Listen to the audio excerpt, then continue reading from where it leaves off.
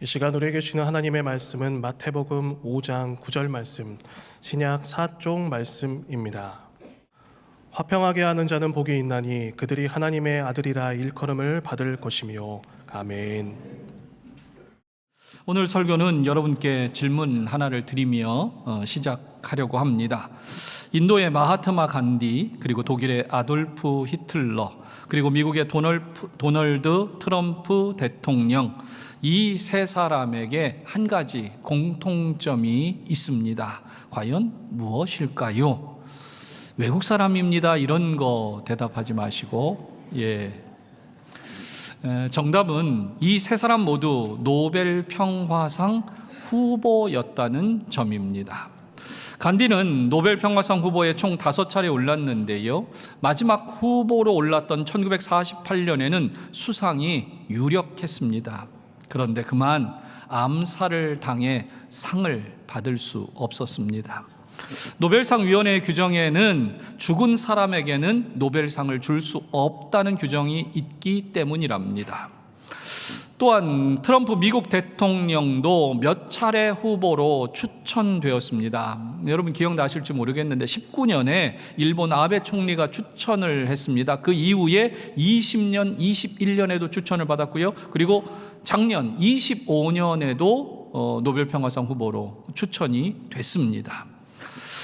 그런데 이 두 사람 말고 특히 믿기지 않는 한 인물이 있습니다. 히틀러도 노벨 평화상 후보에 올랐다는 겁니다.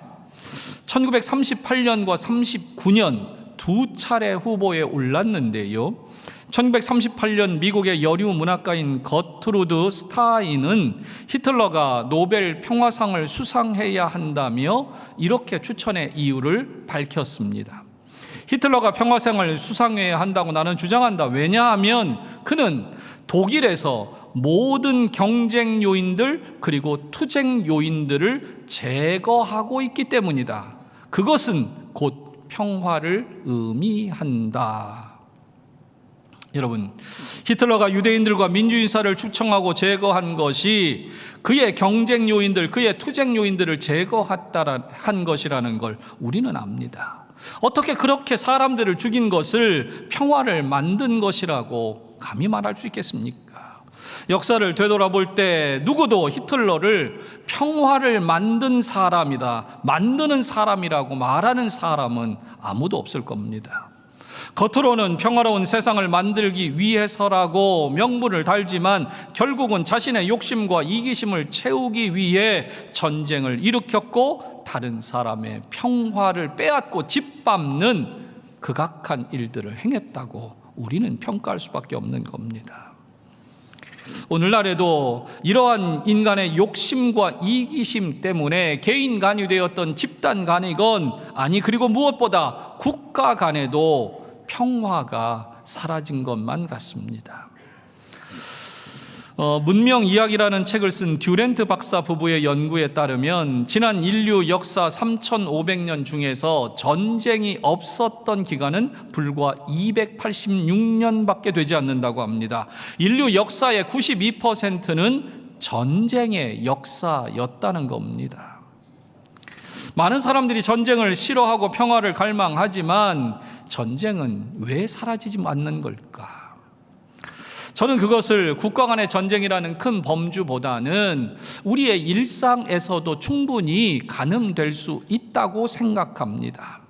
예를 들면 사람은요, 손해보는 것을 싫어합니다. 더구나 다른 사람 때문에 내가 손해를 보게 된다면 분노합니다.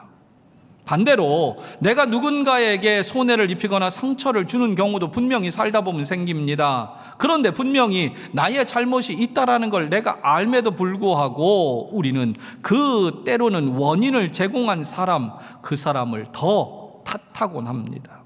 그래서 내가 그에게 분노하거나 잘못을 따지는 것은 지극히 당연한 것이다 라고 그렇게 생각을 합니다. 내가 잘못했음에도 불구하고요. 제가 새벽에 말씀을 전하면서 그런 문장을 했습니다. 타락한 인간은 탓하는 인간이 되고 말았습니다 라고요. 어쩌면 우리는 끊임없이 나를 합리화하며 다른 사람을 탓하는 그런 타락한 인간의 죄성을 가지고 살아가는 게 오늘의 모습인 것 같습니다.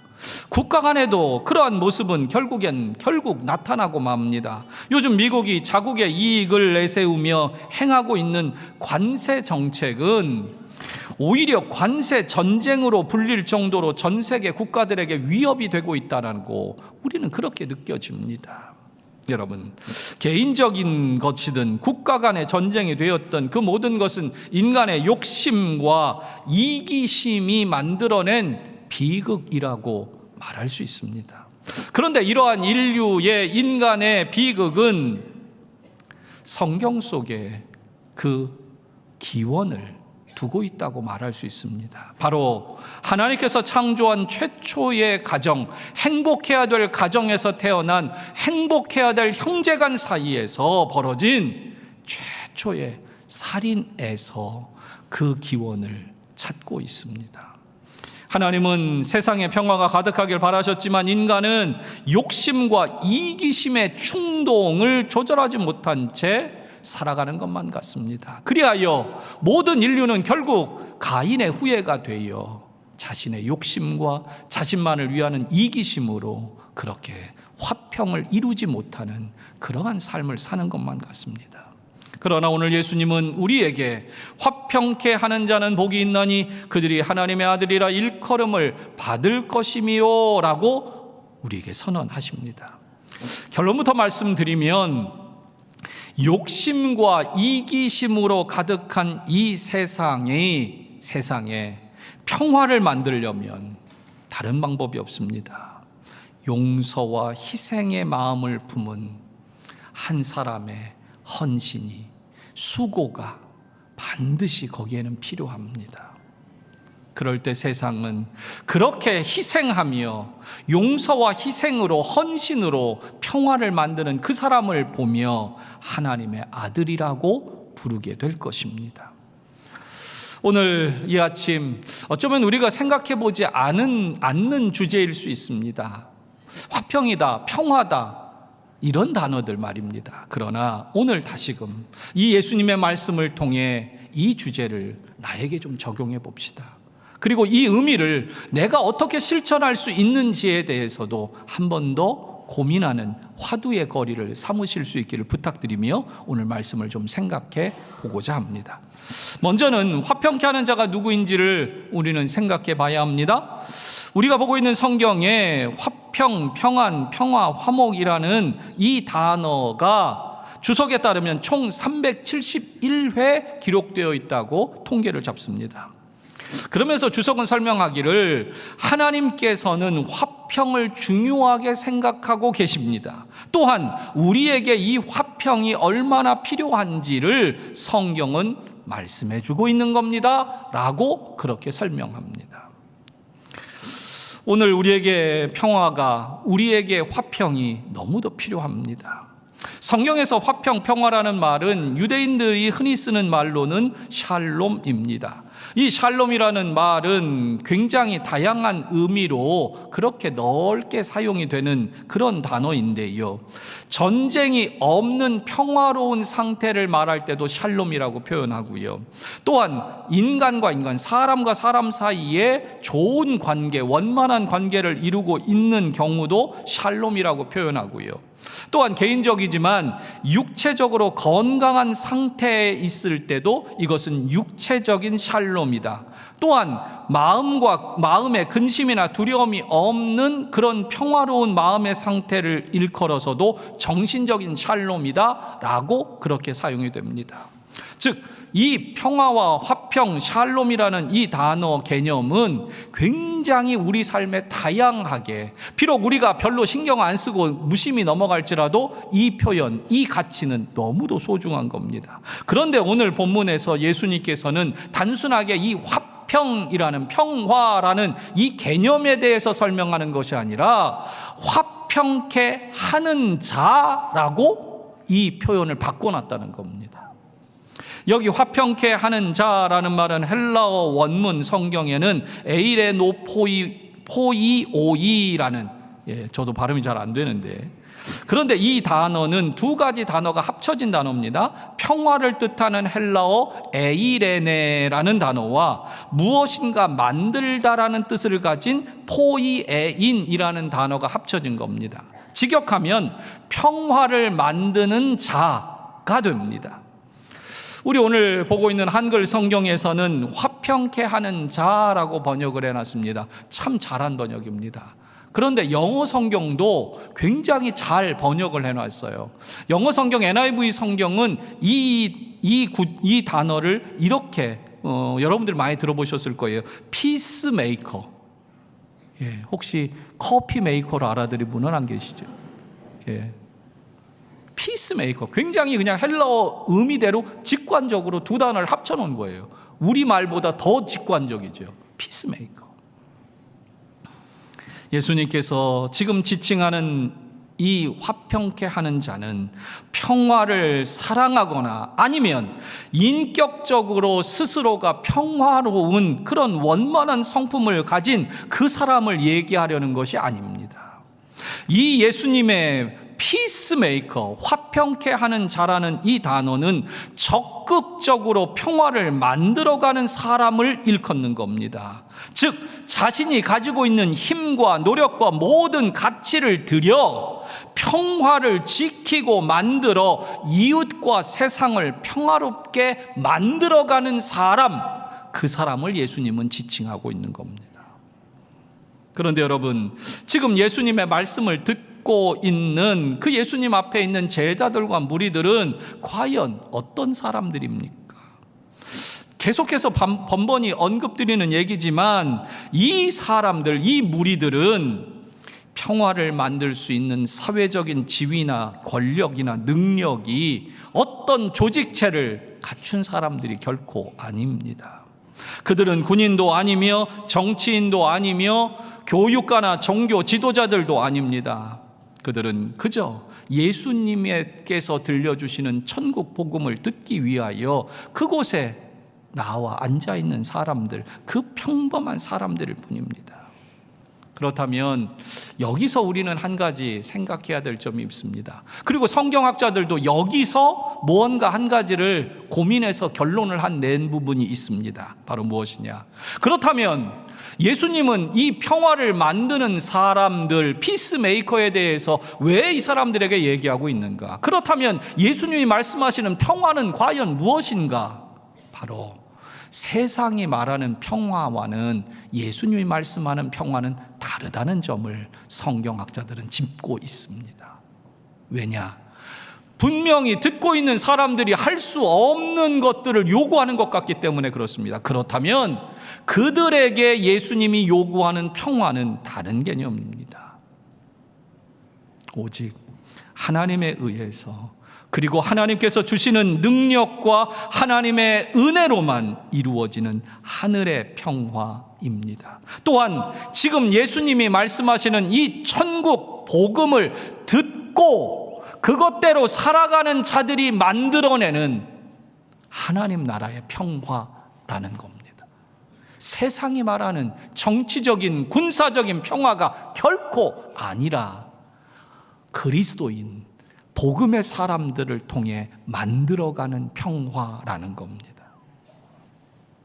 그러면 우리가 어떻게 해야 이 피스메이커가 과연 될 수 있겠습니까? 무엇보다 먼저는 내가 하나님의 말씀을 듣는, 천국 복음을 듣는 사람이라는 게 전제가 되겠지요. 그렇다면 그 천국 복음, 그 주님께서 우리에게 말씀하시는 그 평화와 화평이 내 안에 머물러 내 안에 가득 채워져 있어야 비로소 이 평화가 다른 사람에게도 흘러가고 다른 사람에게 변화시킬 수 있는 힘이 될 수 있다는 겁니다. 너무도 당연한 논리입니다. 나를 통해서 세상에 평화가, 화평이 흘러가는 것이 지극히 당연한 원리가 됩니다. 먼저 나로부터라는 겁니다. 노자는 상선약수라는 말을 남겼습니다. 그 뜻은 가장 선한 것은 물과 같다라는 그런 뜻입니다. 물이요, 가장 좋은 이유는 물은 만물을 대하되 다투지 않기 때문이라는 겁니다. 산을 만나면 돌아갑니다. 바위가 있으면 피해갑니다. 웅덩이가 있으면 그것을 나무라지 않고 그 웅덩이를 다 채우고 기다렸다가 지나갑니다. 세모난 그릇에는 물은 세모가 되고요, 네모난 그릇에는 또한 네모가 됩니다. 여러 모양 여러 자리를 다 채우고 그럼에도 불평 한 번 없이 또다시 흘러갑니다. 여러분, 그렇게 흘러가는 이 물에 한 가지 큰 속성이 있습니다. 물은요, 반드시 낮은 곳으로 흐른다는 겁니다. 낮은 곳으로. 조금 0.01mm만 차이가 있어도 그 낮은 곳으로 물은 흘러가요. 이게 물의 속성입니다.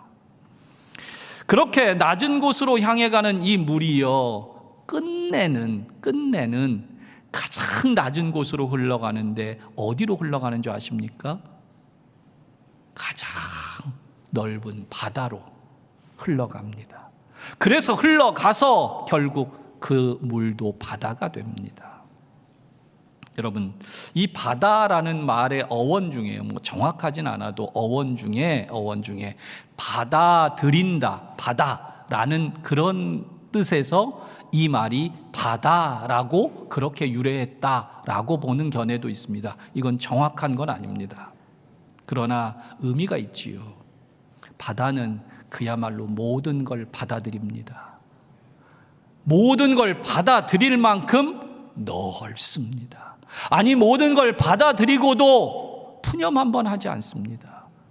오히려 그 모든 것을 품고도 더 행복한 유유한 물결을 우리에게 돌려줍니다. 그래서 바다야말로 가장 낮으며 가장 넓은 것에 그런 표본이 된다. 그러므로 물이야말로 가장 선한 것과 같다라고 말하는 겁니다. 저도 생각합니다. 화평을 이루는 사람은 바다처럼 가장 낮은 마음을 가진 겸손한 사람이면서 동시에 가장 넓은 마음을 가진 평화를 이루는 사람이겠구나라고 말입니다. 그렇다면 우리가 어떻게 낮은 마음과 넓은 마음을 가진 이런 평화의 사람이 될 수 있겠습니까? 그 답은 예수님에게 있습니다. 여러분, 예수님은 가장 낮은 곳에 오셨습니다. 창조주이시지만 가장 낮은 자가 되어 이 땅에 오셨습니다. 그러나 그것으로 끝입니까? 가장 낮은 곳에 오셨음에도 불구하고 가장 넓은 마음으로 이 세상의 모든 죄인들을 품으셨습니다. 바로 저와 여러분을 말입니다. 그렇다면 오늘도 우리가 바라보고 우리가 품어야 될 평화의 근원이 되시는 분은 바로 예수님입니다. 여러분, 예수님은 삶의 시작부터 끝까지 평화를 만드는 삶이셨습니다.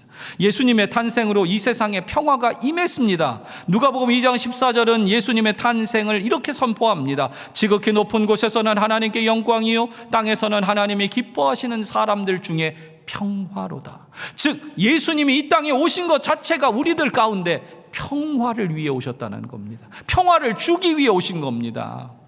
그뿐만이 아닙니다. 예수님께서는 당신이 십자가의 죽음을 목전에 두고도 제자들에게 당신의 평화를 주셨습니다. 요한복음 14장 28절에 평안을 너희에게 끼치노니 곧 나의 평안을 너희에게 주노라. 내가 너희에게 주는 것은 세상이 주는 것과 같지 아니하니라. 너희는 마음에 근심하지도 말고 두려워하지도 말라. 여러분, 예수님은 십자가를 놓고도 앞에 두고도 제자들에게 내가 갖고 있는 평화가 있어. 너희 두려워하지 마.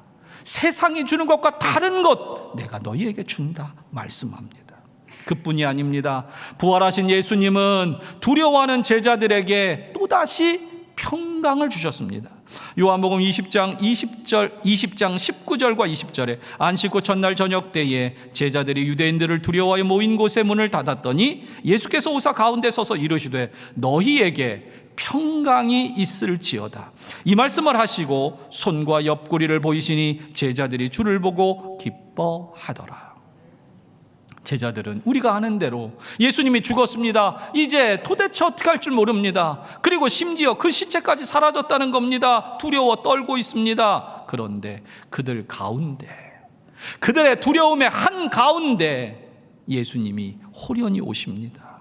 그리고 말씀하십니다. 평강을 너희에게 준다. 예수님은 제자들을 나무라지 않았습니다. 왜 배신했느냐 꾸짖지 않으셨습니다. 도리어 평화도 잃고 두려움에 떨고 있던 그들을 향하여 평강을 주셨습니다. 예수님은 그렇게 부활하시고도 끝까지 제자들에게 평화를, 평강을, 평안을 그렇게 당신이 주고 계시는 겁니다. 그리고 저는 이 본문을 살피며 한 가지를 좀 이번에 새롭게 좀 보게 됐습니다. 예수님이 평강이 있을지어다 이 말씀을 하시면서 손과 옆구리를 보이셨다는 겁니다. 여러분, 그렇다면 예수님이 평강을 주는 것과 이 손과 옆구리에 이 상처를 보이시는 게 연관이 있을 것 같습니다. 저는 이렇게 깨닫습니다. 예수님은 손에 난 못자국과 옆구리에 찔린 창자국을 보여주시는 그 이유는 내가 너희에게 주는 평강은 내가 희생을 해서, 내가 창에 찔려서, 내가 다른 사람을 창으로 찌른 무력이 아니고 내가 창에 찔린 희생, 내가 손에 못이 박힌 피 흘림, 그 피 흘림과 희생을 통해 얻은 평강을 너희에게 주는 거다라는 겁니다. 여러분, 우리가 하나님과 평화를 누릴 수 있는 이유, 우리가 서로 평화를 누릴 수 있는 단 한 가지 이유가 있다면, 근거가 있다면 바로 예수님께서 십자가에 피를 흘리셨기 때문입니다. 그 예수 그리스도의 십자가의 보혈이 우리와 하나님, 인간과 하나님의 관계를 화평하게 만들었습니다. 평화롭게 만들었습니다. 그리고 우리의 관계 속에도 용서와 희생이라는 가치를 주심으로 우리 안에도 평화를 이루게 해주셨다는 겁니다. 여러분, 용서와 희생의 예수님이 아니고서는 우리는 평화를, 화평을 얻을 수 없습니다. 그렇다면 예수님은 처음부터 끝까지 우리에게 계시며 평화를 만드시는 분이셨다는 겁니다. 여러분, 그러므로 예수님이 계신 곳에 평화가 임합니다. 그리고 예수님이야말로 피스메이커입니다. 그러기에 예수님은 하나님의 아들이라 일컬음을 받으셨던 겁니다. 그렇다면 하나님의 아들이라 일컬음을 받는 것으로, 예수님이 그렇게 하신 것으로 끝입니까? 예수님은 지금 우리를 향하여 그날 그 자리에 있었던 제자들과 무리들에게 말씀하셨던 것처럼 오늘 말씀을 통하여 이 자리에 앉아있는 저와 여러분에게도 지금 말씀합니다. 화평케 하는 자는 복이 있나니 그들이 하나님의 아들이라 일컬음을 받을 것이다. 여기 이 하나님의 아들이라 일컬음 받는다는 것, 이것은 인정받고 칭찬받는다는 뜻으로 해석하면 됩니다. 곧 하나님께서 하나님의 아들이라고 인정해 주시고 칭찬해 주신다는 겁니다. 화평케 하는 피스메이커로 살아가는 그에게는 하나님께서 너는 내 아들이라고 인정해 주시고 칭찬해 주신다는 겁니다.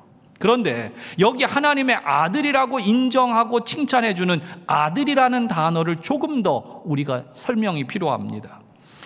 헬라어에서 아들이라는 단어는 일반적으로 크게는 두 단어를 많이 씁니다. 첫 번째는 테크논이라는 단어를 쓰는데, 이것은 미성숙한 상태의 자녀, 특별히 아들이라고 번역하는데 자녀를 지칭하는 그런 표현, 미성숙한 단계, 그냥 어린 아이들을 지칭합니다. 그런데 다른 하나는 오늘 본문에서 사용하고 있는 휘오스라는 헬라어입니다. 휘오스. 이 단어는 성숙한, 미성숙이 아니라 반대되는 성숙한 자녀, 성숙한 아들을 의미합니다. 그런데 때로 이 단어가 상속자, 성숙해서 부모의 재산을 물려받아서 관리할 수 있을 정도의 능력을 갖춘, 충분히 부모의 그 재산이나 그 가치들을 물려받을 수 있을 만큼 성숙한 자녀를 일컬을 때 상속자라는 개념으로도 이 휘오스라는 단어가 사용된다는 겁니다. 그렇다면 지금 화평케 하는 자는 하나님의 아들이라고 하나님이 인정해 주신다는 거예요. 여태까지는 미성숙했습니다. 화평을 이루지 못하는 사람, 화평케 하지 못하는 사람은 미성숙한 자녀여서 하나님의 아들이라고 일컬어 줄 수가 없었던 겁니다. 그런데 화평을 이루는 그 사람을 향하여 하나님께서는 뭐라고 인정해 주시냐? 너 성숙하다. 너 화평을 이루는 거 보니까 하나님의 아들이라고 너는 불릴 수 있어라고 인정해 주시는 겁니다. 그렇다면 하나님의 아들이라고 상속자라고 불리는 것, 이게 무슨 의미가 있습니까? 뭘 도대체 상속받길래 하나님의 아들이라는 상속자라는 이름으로 일컬음 받는 게 중요한 겁니까? 우리는 이미 앞에서도 얘기를 많이 해왔습니다. 팔복 얘기하면서 하나님께서 하나님의 자녀들에게 주시는, 하나님의 백성에게 주시는 가장 소중한 상속이 있습니다. 그것은 바로 천국입니다. 여러분, 예수 믿고 나 예수 믿고 오래 좀 살았으면 좋겠어, 나 예수 믿고 병만 고쳤으면 좋겠어, 이건 복음이 아닙니다. 예수님께서 이 땅 가운데 오신 이유는 병을 고치는 이유 있습니다.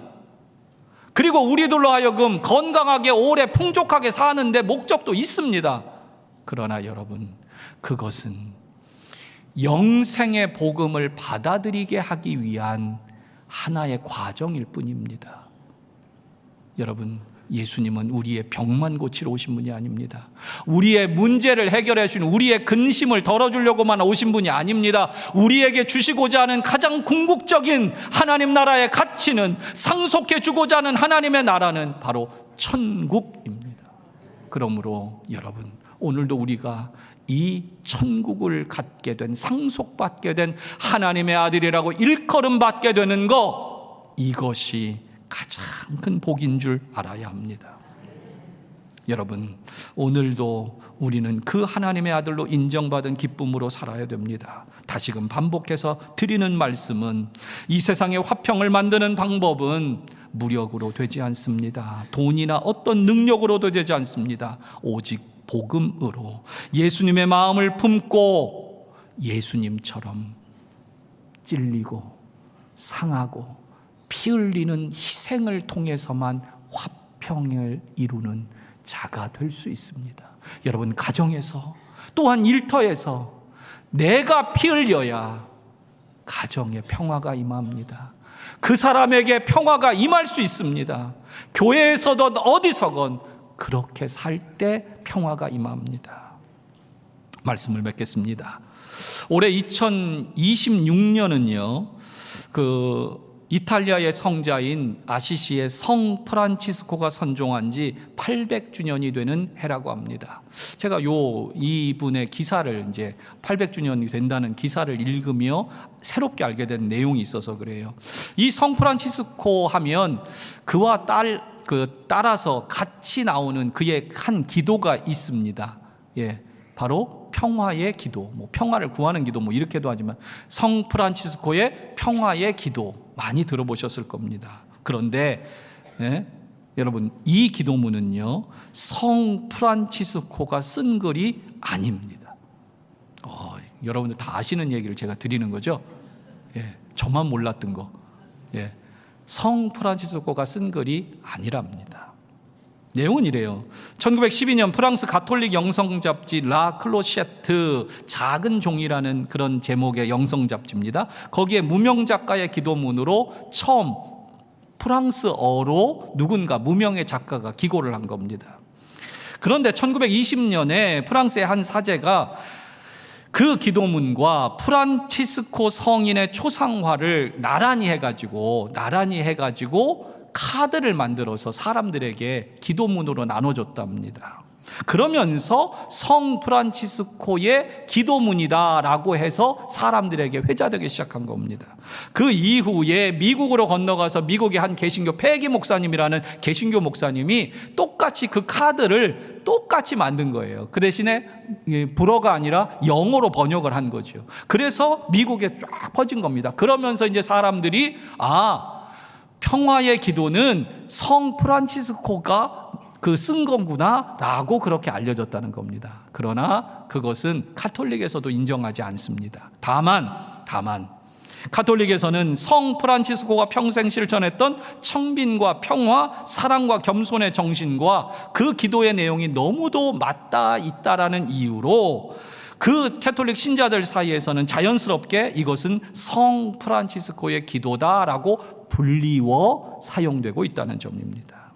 특별히 이 기도가 특별히 유명해지고 사람들에게 더 많이 소중해진 때가 있습니다. 사용되고 소중히 여겼던 때가 있습니다. 바로 1차 세계대전과 2차 세계대전을 겪으며 이 땅의 많은 그리스도인들이 가톨릭이건 개신교 관계없이 이 성 프란치스코의 기도를 읊조리며 하나님, 이 땅에 전쟁이 그치고 사람 간의 미움이 그치고 오직 평화가 임하게 해주십시오 라고 기도하면서 사람들에게 더 소중히 여김을 받았다는 겁니다.